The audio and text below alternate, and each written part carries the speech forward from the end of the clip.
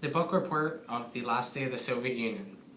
From one of the world's strongest global superpowers to a suffering economic of a union, Conor O'Clery's The Last Day of the Soviet Union is incredibly detailed as how Lenin's dream of an empire tumbled down and gives way to the influence of the Western world.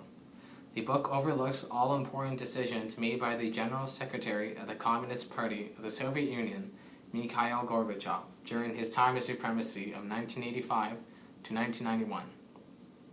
The book truly does question how the Western influence brought down the Berlin Wall in Germany, ended the Cold War, and dissolved more than 8,649,538 square miles of Soviet communism.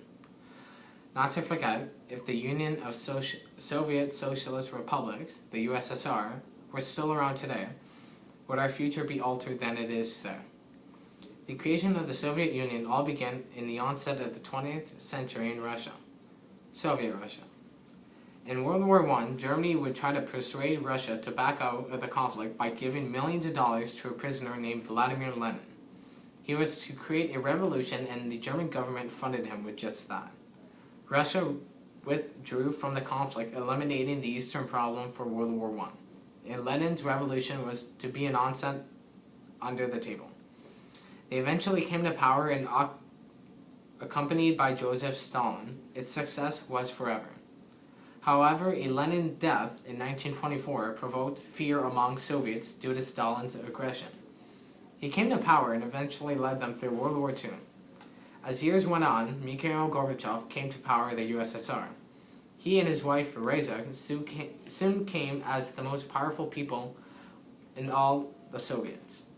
In the book, we see another important character, Boris Yeltsin, 1931 to 2007, whom believed more towards the Western influence in democracy as the Russian future for its citizens. On the other hand, Gorbachev wanted to preserve the Union by modernizing it. During his time of the reign of the USSR, Gorbachev really documents well in detail how he went from a paradise on the edge of the Black Sea in the Crimea to moving out of the Kremlin, being kicked out as soon as he could to the other opponent. His wife Reza really tells in this story how quickly her husband was falling under the pressure of his comrades in the Politburo. A Politburo is a committee of people whom control or under communism.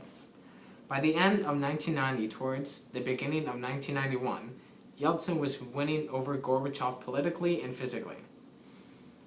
Gorbachev's bodyguards suddenly, within a matter of a day, became Yeltsin's bodyguards.